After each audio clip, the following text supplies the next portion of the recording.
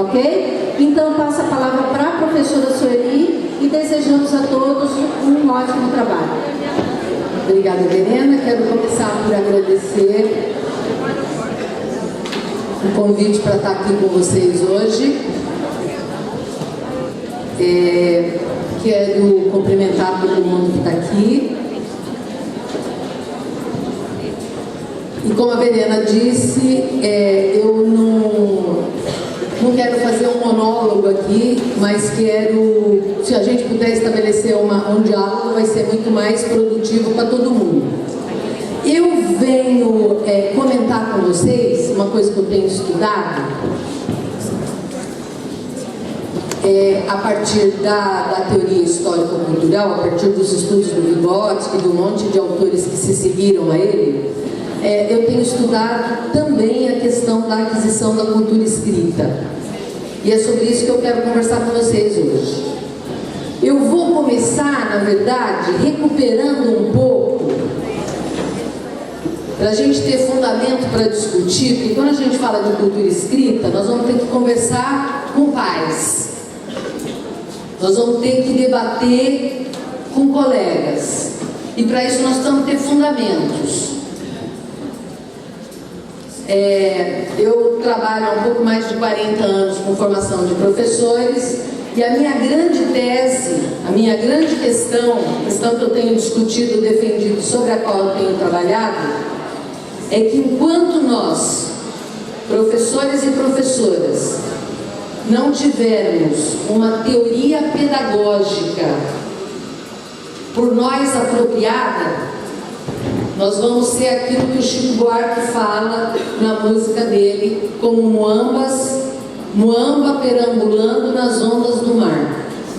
Entra o governo e diz, agora não é mais assim, aí a gente não faz mais assim. Depois vem um outro governo e fala, agora é assim, aí a gente faz assim. Aí vem um outro governo e fala, agora a gente vai ficando, os governos são passageiros, nós vamos permanecendo. E a gente vira muamba perambulando nas ondas do mar, porque a gente não tem consistência para brigar. A gente não tem consistência para brigar porque a gente não nos formaram essa consistência. Então a gente vai nesse nosso processo de educação continuada, de estudo constante, a gente vai buscando essa competência, essa consistência, uma teoria para orientar o nosso pensar e o nosso agir na educação, tá? Então é um pouco disso que eu quero falar com vocês. Eu gostaria de começar então conversando, antes de entrar na questão da cultura escrita, eu gostaria de começar perguntando e comentando com vocês qual é a necessidade de uma atualização pedagógica.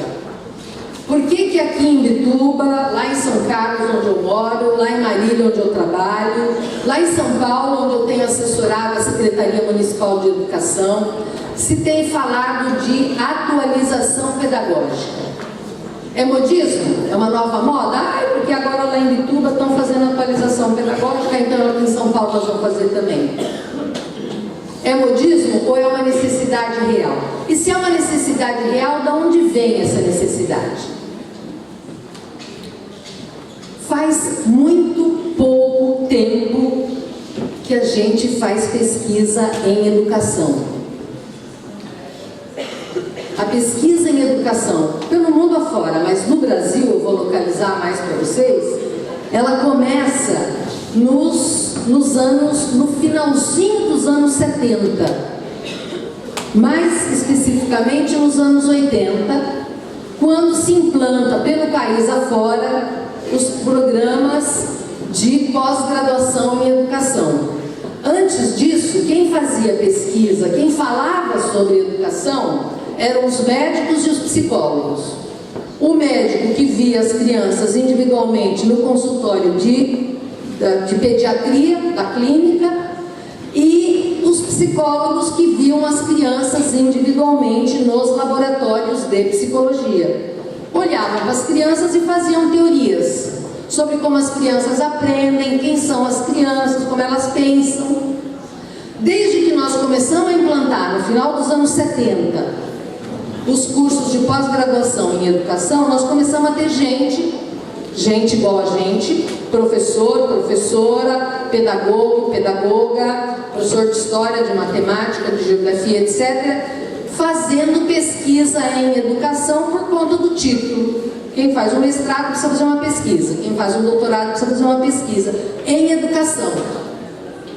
Então nós tivemos pela primeira vez e tão recentemente na nossa história, o ato pedagógico, a sala de aula sendo pesquisada, sendo olhada com o olhar intencional de quem quer aprender alguma coisa a respeito dele. Isso de forma sistematizada, porque ao longo da nossa história, professores e professoras têm feito isso, de uma forma sistematizada ou não. Mas, consistentemente, a produção científica sobre o ato pedagógico começa nos anos 80. Então, assim, é muito recente o nosso fazer pedagógico com fundamentação científica. Quem aqui foi alfabetizado pela cartilha Caminho Suave? Nossa, gente, só tem gente nova aqui? Que outras cartilhas? Hã? Vocês não lembram? Hã? Não lembro o nome, mas era cartilha? Bom, a Caminho Suave, que é a mais do pessoal mais experiente, né, que tem aqui, a Caminho Suave, por exemplo, que foi a primeira cartilha brasileira, na verdade, quando a dona Branca Alves de Lima fez essa cartilha, não tinha nenhuma pesquisa, nem antes, para dizer, olha, as crianças aprendem assim, portanto, o método deve ser esse. E nem depois, para dizer, olha, estão ensinando assim e o resultado é esse. Tudo que a gente vem fazendo na educação não tem fundamentação científica. É achômetro de alguém que veio passando. Agora nós começamos a fazer pesquisa. Agora nós começamos a descobrir que a educação é uma carreira que sintetiza um conjunto de ciências. Tem um monte de país aí que o curso de pedagogia já mudou de nome, chama Ciências da Educação. Porque a educação é uma ciência. E nós, professores e professoras, digamos de passagem, somos os profissionais mais importantes da sociedade. Mas, por quê? Porque não só a psicologia, não é só o Vygotsky que olhou para isso e descolou isso e descobriu isso e sacou isso. Mas as neurociências, que são ciências contemporâneas, a antropologia, uma ciência contemporânea, as ciências da linguagem, uma ciência constituída muito mais recentemente, além da psicologia e da pedagogia, nós temos descoberto que nós, seres humanos, e acho que isso vocês já vieram discutindo ao longo desses dias, é aquela história que o Newton falava hoje, somos seres histórico-culturais. O que significa isso? Significa que, diferente dos outros bichos, dos outros animais, dos quais somos parte, a ciência já mostrou isso, mas diferente dos outros animais, nós não nascemos com um conjunto de instintos.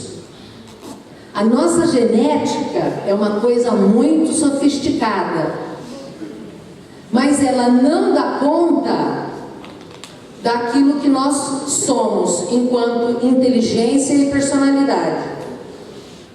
Só para vocês terem uma ideia, a gente costuma dizer, né, e sempre a psicologia ajudou a gente a pensar assim, que cada um já nascia com um conjunto de qualidades humanas que ia ter quando crescesse.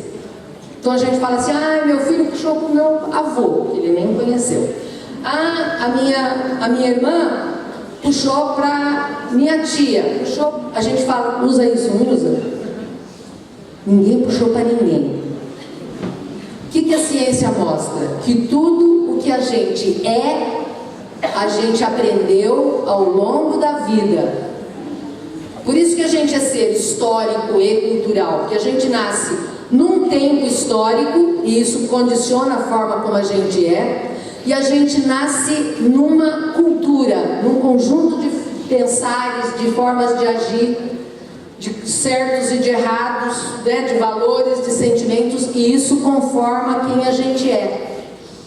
Então a ciência contemporânea, as neurociências, por exemplo, aliás, tem um textinho bem legal que vocês podem ler, que se chama da Veja, não sei quem gosta de ler Veja, né? Mas enfim, é uma informação interessante. Quando as primeiras pesquisas nas neurociências começaram a aparecer, pintou uma matéria na Veja que se chama A Construção do Cérebro. Deve estar disponível online até hoje, é de março de 96. Março, acho que é 20 de março de 96, tem essa matéria sobre a construção do cérebro. Quando a ciência, as ciências duras, né, a medicina, as neurociências, nos deram a conhecer que tudo que nós somos de verdade é produzido ao longo da vida, é aprendido. Só para dar um exemplo de que a gente não é um ser genético, do ponto de vista da nossa inteligência, da nossa personalidade, faz mais ou menos uns 70 mil anos que os seres humanos falam. A fala não é genética ainda. Ou a gente aprende a falar, e por isso nós precisamos ter professores, cuidadores e educadores ao mesmo tempo no berçário, porque é quando o adulto fala com a criança que a criança vai produzindo para si a necessidade da fala e vai aprendendo a falar. A fala não é genética, faz 70 mil anos que a gente fala. Então, todas as nossas características de inteligência e de personalidade são aprendidas. Quem pode fazer isso de forma intencional? A professora de creche, a professora da educação infantil.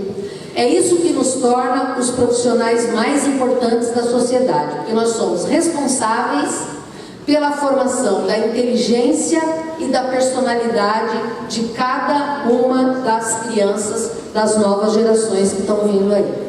A gente não sabe disso ainda, por isso a gente não está brigando direito ainda pelo nosso salário, pelas nossas condições de trabalho, mas esse é um movimento de que a gente precisa se incorporar nas nossas práticas, que não vai ser só o nosso palavrório que nós vamos conseguir isso. Nós precisamos incorporar esse papel de intelectual nas nossas práticas, e aí sim nós vamos ter condições de cobrar dos governos, do Estado brasileiro, essa condição de trabalho que dê conta da gente fazer direito o que a gente precisa fazer, né? Bem, mas essas compreensões então que nós vamos construindo, um negocinho aqui de tecnologia avançada, essas contribuições então e essas compreensões que nós vamos construindo vão nos apontando a necessidade de uma atualização pedagógica. Aí a segunda pergunta é: por que essa atualização pedagógica precisa ser via teoria histórico-cultural? Nenhuma teoria. Primeiro que para pensar a educação nós precisamos nos apoiar numa teoria sobre desenvolvimento humano, porque nós estamos mexendo com o desenvolvimento humano. Então nós precisamos ver o que as teorias construídas dizem sobre o desenvolvimento humano. A única teoria que passa por dentro da escola é a teoria histórico-cultural. Todas as outras explicações sobre o desenvolvimento humano passam ao lado da escola, mas não dentro da escola. Vou falar só da mais avançada, a mais conhecida por nós, que é a teoria piagetiana. O Piaget, um muito bom biólogo, que tem contribuições importantíssimas para a educação, mas o Piaget ainda pensava que o que a gente tinha no nascimento bastava para nos configurar como seres humanos.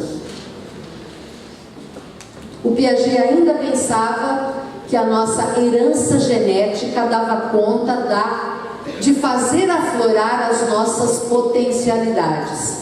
Então vai ser o Vygotsky, e por isso que a gente precisa ir no Vygotsky. Não é porque a gente acha ele legal, é porque ele fala coisas que dão substância para o nosso trabalho. É o Vygotsky que vai dizer que o ser humano, ele vai sacar, vai pesquisar, vai perceber, né? Não vai inventar, ele vai pesquisar e perceber que o ser humano é um ser que nasce com uma única aptidão, a aptidão para formar aptidões. Nasce com uma única habilidade, a habilidade para aprender habilidades. Então, o ser humano é um ser de infinitas possibilidades. Agora, o desenvolvimento humano é uma possibilidade, ele não está dado. Portanto, gente que adota criança, bebê e tal, fica preocupada. Ai, será que vai puxar para o pai? Ai, será que vai puxar para a mãe biológica? Não precisa ter preocupação nenhuma. As crianças são, no ponto de partida, todas têm a mesma possibilidade de formação. Que o Gramsci, que a Cleia trouxe aqui para a gente, o Gramsci dizia: papel da escola e papel do professor é formar cada criança para ser o máximo. Formar cada criança, essa é uma possibilidade que está dada para o nosso trabalho. Formar cada criança, independente da sua origem, da sua condição de classe, da sua altura, da cor da sua pele, enfim, da sua origem étnica, formar cada criança para ser um dirigente. Isso dizia ser o grande seu papel da escola. Agora, para formar cada criança para ser um dirigente, eu desconfio que nós precisamos mudar a forma como a escola tem se configurado. E o que eu quero discutir com vocês hoje é da necessidade da gente constituir uma nova cultura escolar na escola. E vamos falar um pouquinho disso. Eu vou Fale, por favor. Poderia destrinchar, explicar melhor o que significa dirigente?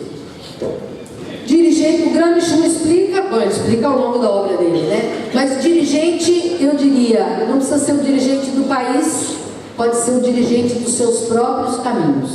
Pessoa com capacidade de fazer escolhas. E é um pouco disso também que eu quero pensar. As perguntas são sempre muito a propósito, e muito obrigada.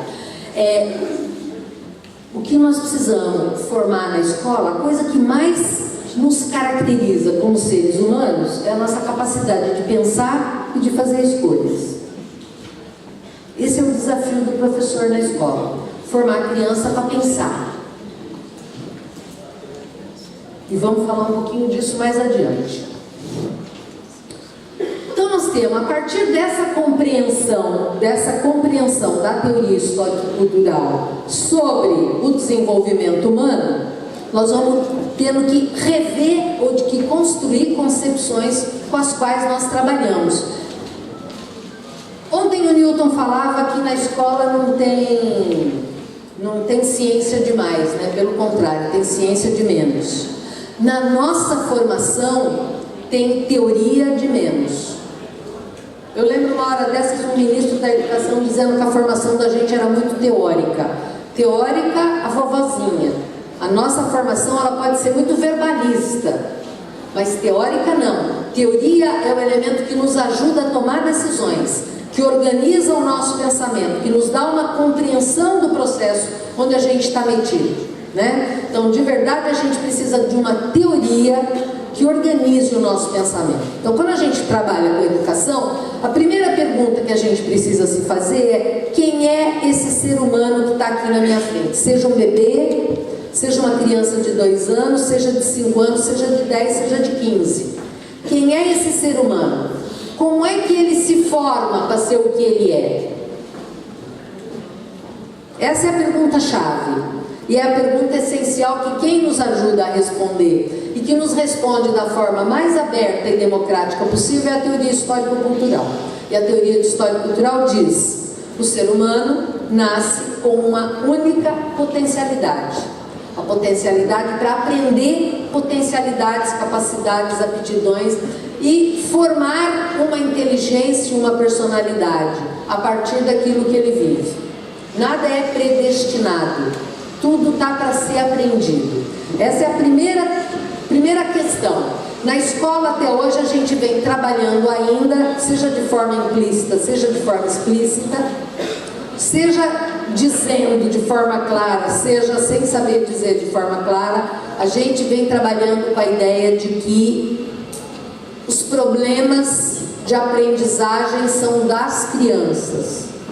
Nós temos pouco falado dos problemas de ensino que a escola tem. Então nós precisamos parar de falar de dificuldade de aprendizagem das crianças e começar a falar das dificuldades que nós temos de ensinar coisas às crianças, de ensinar as crianças a pensar. E a teoria histórico-cultural vai nos dar elementos para isso, né? Bem, a partir dessa concepção de ser humano, que o ser humano aprende a ser quem ele é, nós temos uma inversão na relação entre desenvolvimento e aprendizagem. Até o Piaget nós pensávamos, e por isso as nossas creches estavam na promoção social, e só a partir dos 3 anos as crianças estavam em projetos nas secretarias de educação. Até o Piaget nós pensávamos que as crianças primeiro se desenvolviam e aí começavam a aprender. Por isso, até os 3 anos, elas estavam lá na promoção social, porque elas não eram capazes de aprender nada mesmo. O dia que nós descobrimos que isso não é assim, nós corremos trocar a molecada, tirar da promoção social e botar na educação. Professora, o talento, como é que a teoria histórico-cultural explica o talento natural, né? É um mito? É um mito. Olha, os estudos todos têm mostrado que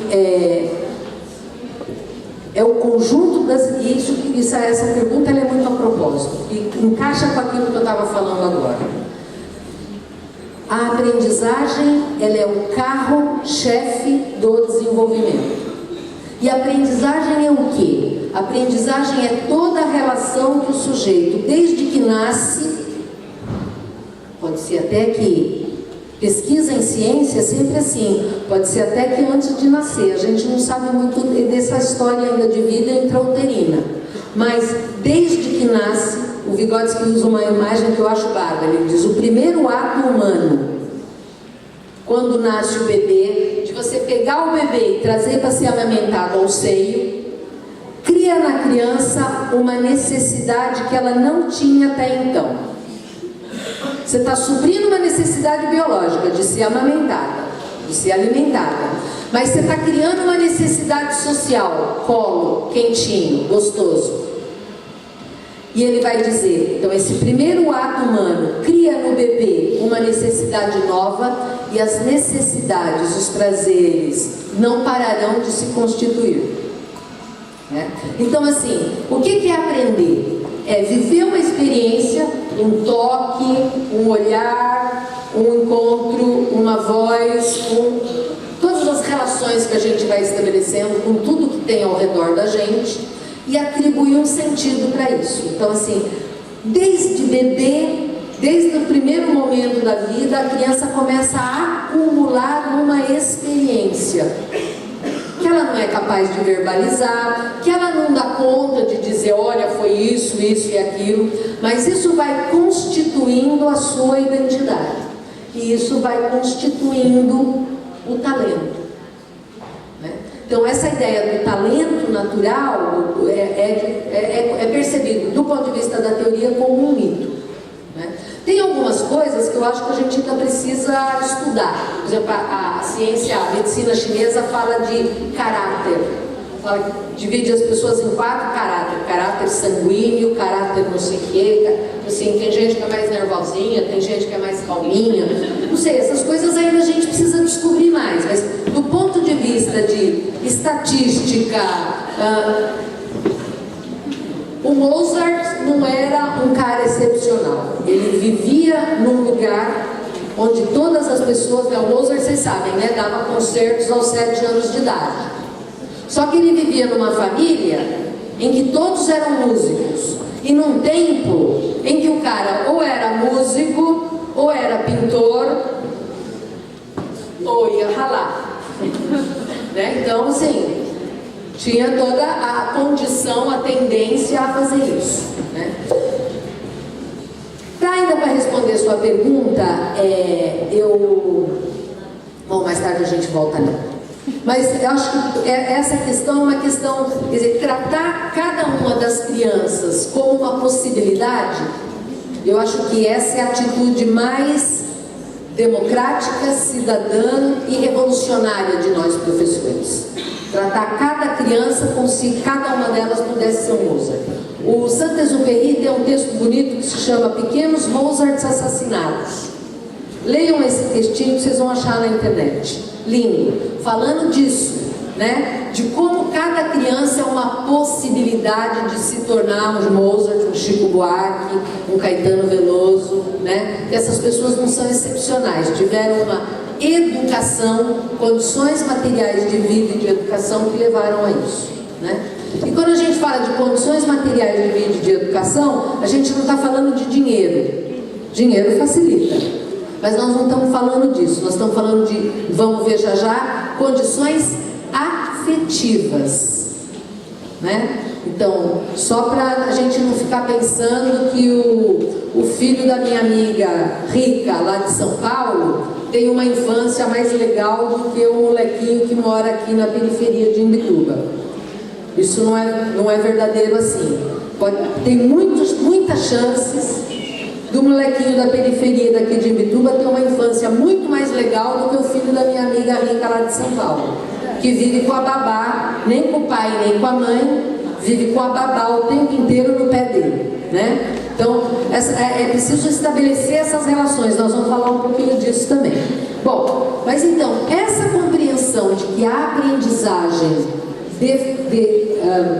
deflagra, dá início ao processo de desenvolvimento, ela é que torna o nosso trabalho de professores como intelectuais, porque nós, sabendo disso, a forma como nós vamos nos relacionar com os bebês, a forma como a gente vai estabelecer relações com as crianças pequenas, o que nós vamos disponibilizar para elas, tudo isso vai criando essa condição do desenvolvimento. Aliás, o Vygotsky não falava em desenvolvimento, ele falava em formação e desenvolvimento. Porque essa memória voluntária, fala, pensamento, autocontrole da conduta, isso que a gente chama de autodisciplina, imaginação, isso tudo é neoformação. Essas formações não existem no cérebro da criança quando ela nasce. Elas se formam e se desenvolvem ao longo da vida. São tudo formações novas, tá? Tudo isso que caracteriza o processo de desenvolvimento, que a gente chama de desenvolvimento. Bem, se a aprendizagem é o carro-chefe do processo de desenvolvimento, está dado aí o papel da educação. É aquilo que o Gramsci falou. Está na alçada da educação formar cada criança para ser um dirigente, formar cada criança para ser o máximo, né? E o papel da escola, quando a gente fala de educação, a gente fala no sentido amplo. A escola é o espaço onde, de forma intencional, por isso nós precisamos estudar sempre, por isso a nossa formação agora nos cursos de pedagogia se chama formação inicial, porque já está subentendido que a formação continua.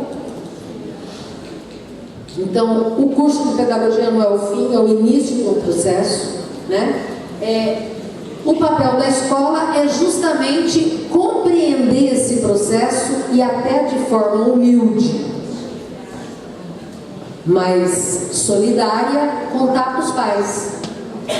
Porque os pais não fazem curso de pedagogia, não fazem formação de professor, os pais não sabem dessas teorias que explicam o desenvolvimento humano.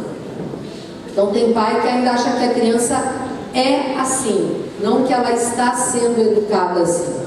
Ele acha que é assim e vai ser assim para sempre, né? Ele não entende os mecanismos psicológicos da criança. Bom, então esse nosso papel. Nós já falamos disso, né? Então essa nova relação entre aprendizagem e desenvolvimento vai mostrar para a gente que, primeiro, o desenvolvimento não é natural, ele é resultado, ele é fruto das experiências vividas, né? Ele é movido por fontes externas ao sujeito, e a experiência que o sujeito vive no mundo são as relações que as crianças estabelecem com as pessoas ao redor, é o tempo que ela tem para experimentar as coisas, para viver as coisas, é aquilo que a gente propõe para elas fazerem. E quando eu estou falando isso, vocês perdoem aí o pessoal do ensino fundamental, principalmente das séries mais avançadas, mas isso que eu estou falando sobre a educação, e às vezes com um discurso um pouco voltado para a educação infantil, voltado para os anos iniciais, isso é verdade para todos os níveis de ensino, inclusive para quem trabalha no ensino superior. A discussão vale para todo mundo. Na verdade, quando o Vygotsky vem estudar criança, ele vem estudar os processos iniciais do desenvolvimento humano, por isso ele focou a criança. Mas ele está falando do desenvolvimento das pessoas, das formas de aprender das pessoas. Então eu conto com vocês aí de também fazerem essa leitura ampliada, tá?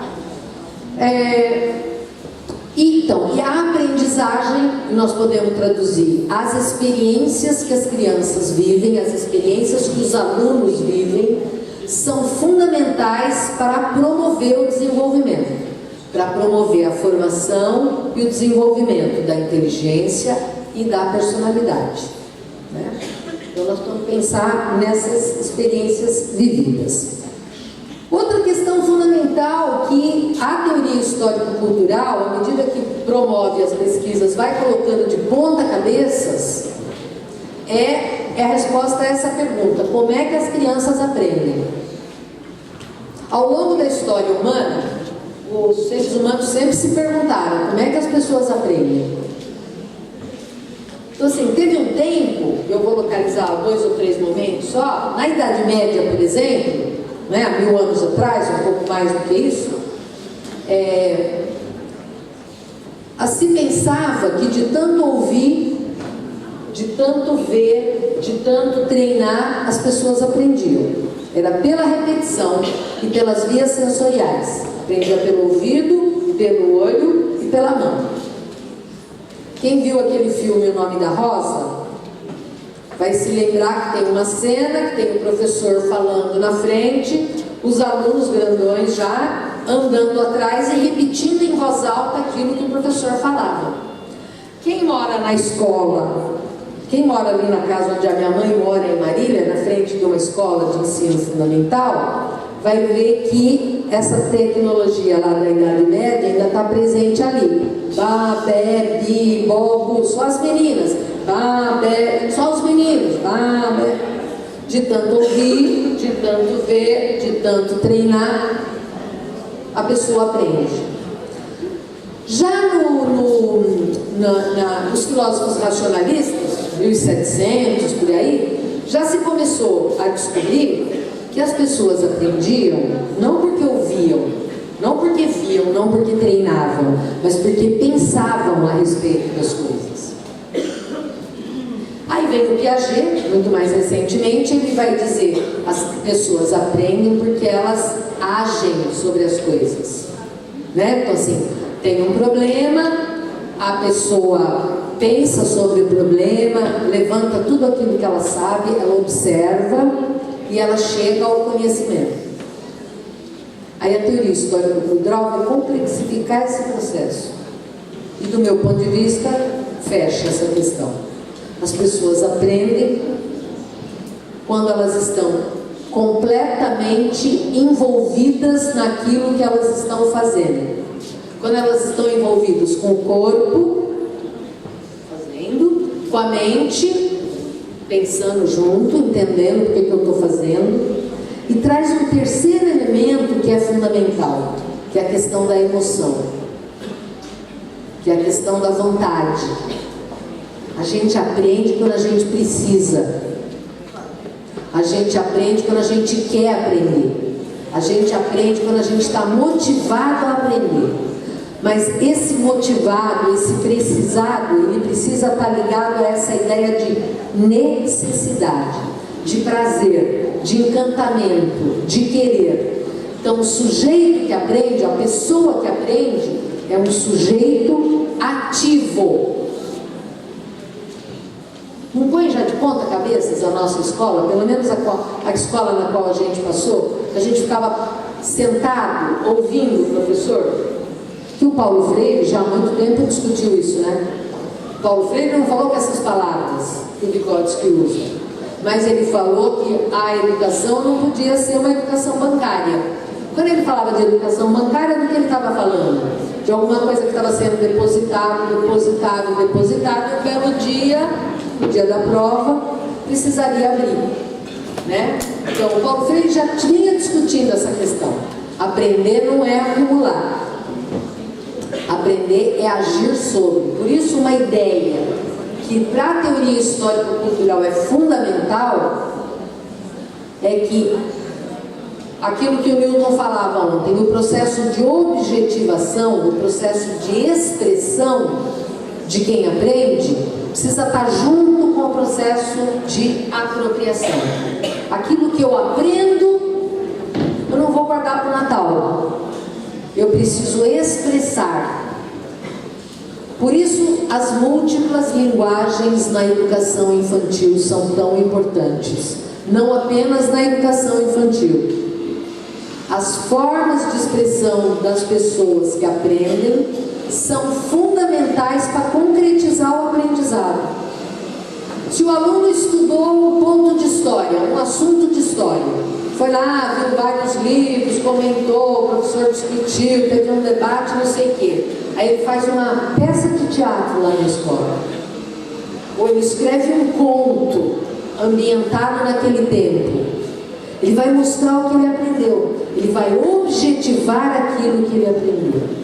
E ele, de fato, a hora que ele faz esse movimento de expressão, ele, de fato, dá uma consistência para aquilo que ele aprende. Ele ajuda no processo dele aprender, né? Então, assim, esse processo que o Paulo Freire já falava na década de 60 e que nós lemos tão pouco e nós precisamos ler, né? Precisamos estudar o Paulo Freire, aproveitar que está escrito tudo em português, inclusive, é uma beleza, né? Mas esse movimento que o Paulo Freire já adiantava, o Vygotsky já estava sacando lá também. O processo de desenvolvimento humano, de humanização, implica em apropriação e objetivação, implica em aprender e expressar-se através de toda e qualquer linguagem. Eu estou fazendo isso aqui falando, estou contando o que eu aprendo lendo, estou contando aqui falando para vocês. Alguém pode fazer isso desenhando, alguém pode fazer isso numa história em quadrinho, alguém pode fazer isso escrevendo um texto, enfim, são as várias formas de fazer isso, né? Mas, então, essas funções psíquicas, que a gente chama até de superiores, porque nos diferenciam dos outros animais, elas são aprendidas ao longo da vida. E vamos ver como é que a gente aprende isso, né? Quem tem a imagem desse processo, que eu acho, essa metáfora, eu diria, que é fantástica, é o Marx. O Marx vai dizer o seguinte, o Marx é esse cara que vocês sabem, estudou economia, né? Mas não estudou só economia, ele era um filósofo, na verdade. Ele falou de um monte de coisa, falou das relações entre homem e mulher, por exemplo. O Marx falou uma coisa sobre relações homem e mulher que eu acho bárbaro. Ele diz: nós podemos descrever a sociedade a partir de vários pontos de vista, mas o ponto de vista das relações entre homens e mulheres é um dos elementos que mais caracteriza o nível de desenvolvimento da sociedade. O Marx, sem saber, estava falando de coisas que nós estamos vivendo hoje. Hoje, quando a gente pensa que mulher que trabalha, que dirige caminhão, que trabalha na construção civil, que dirige empresa, que é economista, enfim, né, que faz de tudo, tem um outro lugar na sociedade, e as relações entre homem e mulher precisam ser diferentes, né? Nós estamos falando de uma sociedade que se desenvolveu. Quando a gente olha lá para, por exemplo, uma comunidade muçulmana, lá não sei aonde, que os homens se sentam num grupo para tomar chá e as mulheres não podem sair de casa, a gente fala, nossa, pessoal atrasado. Não é assim que a gente trata?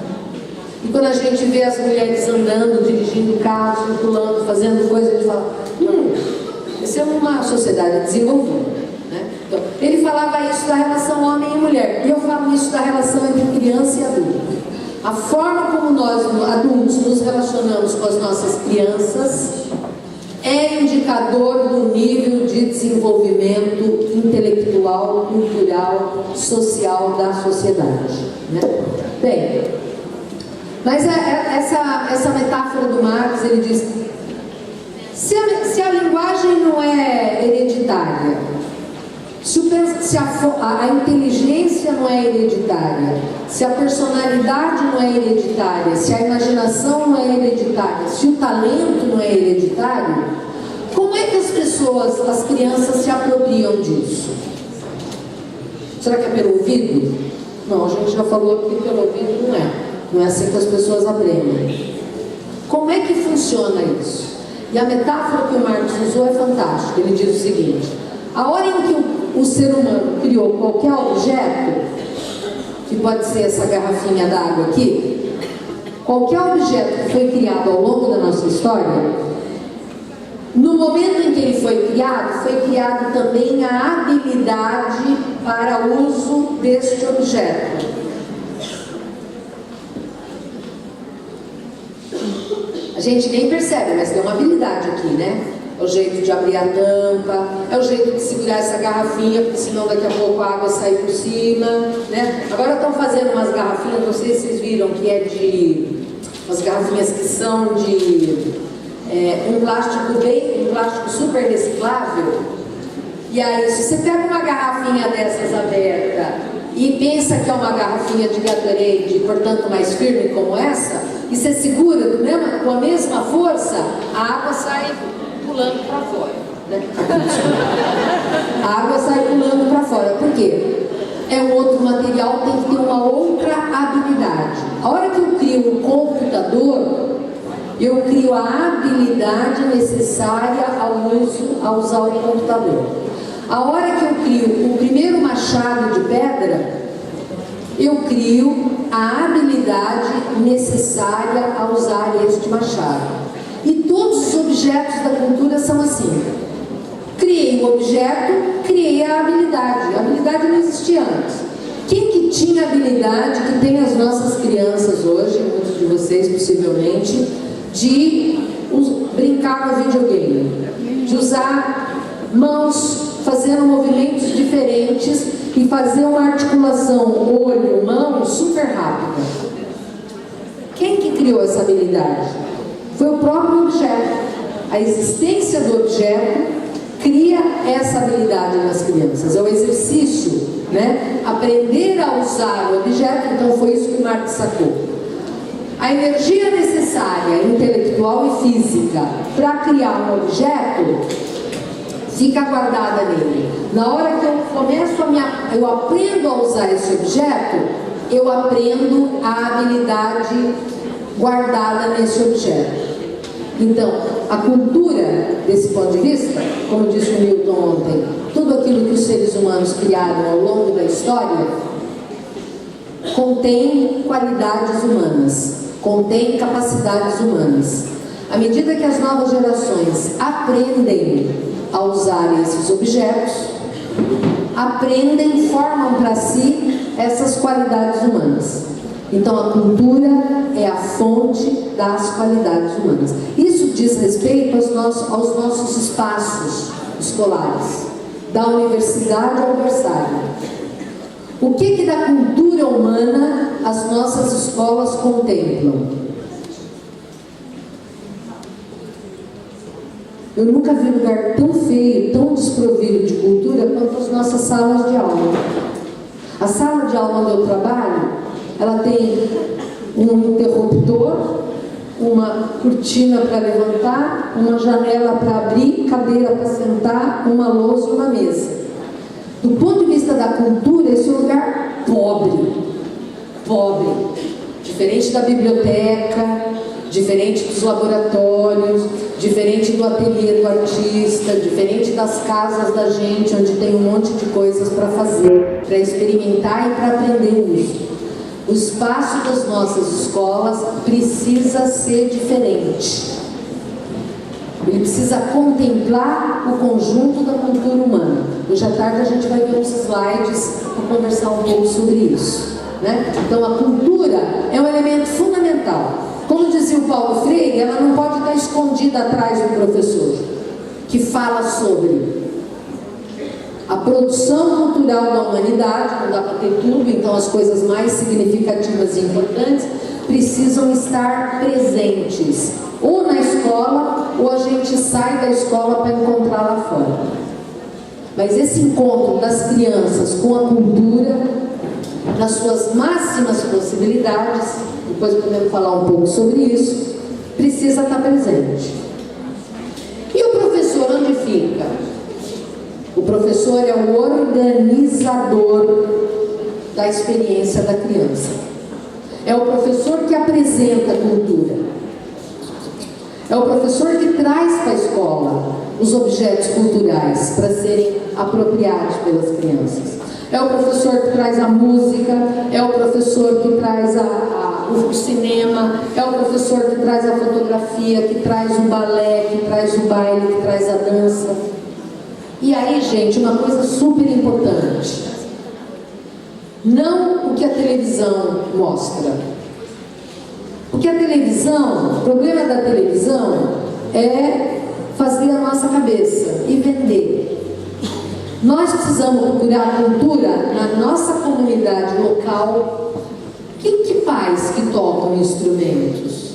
Que pais que dançam no grupo de jongo? Não conheço aqui a cultura local, vou falar da minha. Que pais que tem grupo de catira? Que mães que participam de roda de dança? Que mães que fazem ginástica? Que mães que fazem pães? Que mães que costuram? Que mães fazem fuxico? Que avós que leem histórias? Que bisavós que contam histórias? Que tio que faz horta? Que tio que é bicicleteiro? Quem que faz algodão doce? Então, culturas locais, culturas do país e o conjunto da cultura humana. O Vygotsky dizia, para as crianças pequenas, a gente não apresenta a galinha pintadinha. A gente apresenta a cultura elaborada. A galinha pintadinha, as crianças já estão vendo lá em casa. Se não é a galinha pintadinha, é uma porcaria parecida com aquilo. Para as crianças, a gente apresenta, e o papel da escola é esse, apresentar o máximo. Porque quanto mais elaborado é o que a gente apresenta, mais exercício de apropriação a criança vai fazer. E mais sofisticadas vão ser as funções que ela vai desenvolver. Eu me lembro de um amigo, escritor, do interior do Nordeste, que ganhou uma bolsa, foi ficar 1 ano na Bélgica. E aí, na volta, a entrevista, e eu fui ler a entrevista do Dedé, né? E aí, o que ele disse? A pergunta do entrevistador foi: qual foi a coisa que mais te impressionou na Bélgica? E a resposta do cara foi de matar. Ele falou: a forma como as pessoas nos museus paravam em frente aos quadros e observavam. Porque o que ele sacou lá? Ele falou: a primeira vez que eu fui no museu, eu passei assim, ó. Aí eu vejo um cara que fica assim. O que esse cara tem que eu não tenho? Educação da sensibilidade. Esse cara que fica na frente do quadro olhando, não dom. Ele está vendo coisas que eu não estou vendo.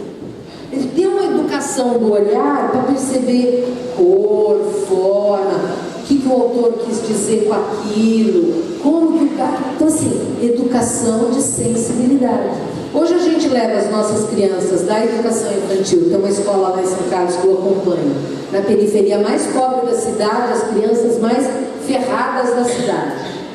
A gente leva elas nos lugares, tipo SESC. Agora o pessoal do SESC já conhece a moçada. Mas a gente leva elas assim, vai ter uma discussão sobre a infância. A gente leva a molecada. A hora que o pessoal vê chegando criança, já fica assim, ixi. As crianças são as pessoas mais educadas do grupo. Porque elas já foram numa peça, elas já viram uma peça lá na escola, elas já foram em várias peças e elas já sabem o que é aquele trabalho do ator. Elas sabem que o ator precisa se concentrar, ele decorou, então ele precisa de silêncio. As crianças da nossa creche são as pessoas, são os melhores, a melhor plateia que os artistas podem ter. Porque elas já formaram uma sensibilidade para, independente de ser pobre, de pai drogado, de mãe traficante, etc, etc, etc. Esse é o papel da escola, né? Criar as necessidades. Nós vamos falar disso já. Não é essa necessidade ainda que está aí. Um elemento importante, então, o que nós precisamos? Cultura. Tudo aquilo que nós criamos ao longo da nossa história, o Milton já falou ontem, cultura não é coisa de rico, é tudo que nós criamos, né? Tudo que tem na cidade, tudo que as pessoas fazem, tudo isso é cultura que as crianças não conhecem e precisam conhecer. Nós precisamos de um professor que conheça, que curta, que goste, que vá atrás e que apresente para as crianças, que organize essa experiência, e nós precisamos de criança ativa. O que é criança ativa? Criança que queira conhecer. Então, aquilo que nós apresentamos para as crianças, cada coisa nova que a gente apresente para as crianças, para os médios e para os grandes, e no EJA também, a gente precisa apresentar de forma a encantar. É assim que dizem os italianos. O que encanta cria necessidade, cria gosto, cria prazer. Então, tudo isso que eu estou falando para vocês, se vocês quiserem discutir, está fundamentado na teoria histórico-cultural. O Leon Tcheco vai falar disso, né? O que é a atividade? Como que as pessoas aprendem? As pessoas aprendem através da atividade. O que é a atividade? Ela tem duas características. Uma é aquilo que o sujeito faz que mais vai promover o desenvolvimento da personalidade, da inteligência, etc. A segunda característica é aquilo que envolve uma experiência emocional do sujeito. É aquilo que encanta. O que encanta educa. Né? O que encanta, que cria necessidade, o que cria gosto, o que cria prazer. Bom, de cara, nós estamos atrasados de montão, mas nós estamos falando aí de uma necessidade que nós precisamos ter de uma teoria que oriente o nosso pensar e o nosso agir, que oriente as nossas escolhas. 5 minutos?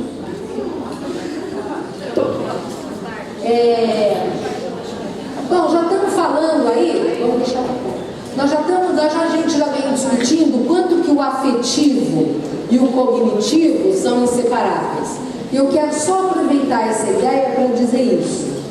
O que é o afetivo? É passar a mão na cabeça das crianças? Não. Isso também é legal. Você também está falando, você passa a mão na cabeça, está falando que você gosta da pessoa, e a pessoa gosta de se sentir acolhida. Mas quando o Vygotsky vai falar que o afetivo e o cognitivo não se separam, ele está falando justamente desse encantamento. Que o cognitivo, que o aprendizado não acontece fora desse encantamento, fora desse afeto, fora de eu estar mexida pelo objeto. Esse afeto ele vem do Spinoza, que não é afeto do bem-querer, é afeto do querer. Então, eu estou afetada por alguma coisa quando essa coisa mexe comigo. Então, é nesse sentido, o cognitivo e o afetivo são indissociáveis. Essa lei geral do desenvolvimento vocês já devem ter discutido anteriormente, né?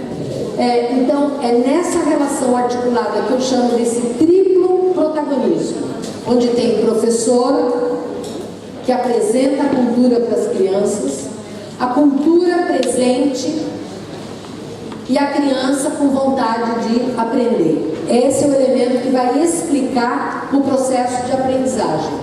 Então, onde tem corpo, onde tem mente, onde tem emoção, né?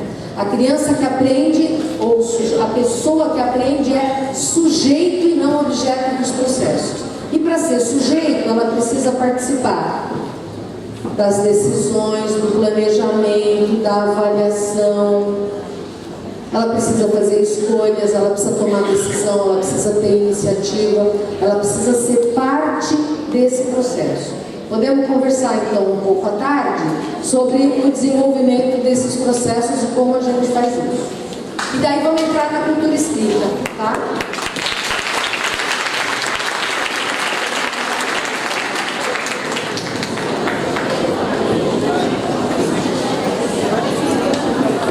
Bom, gente,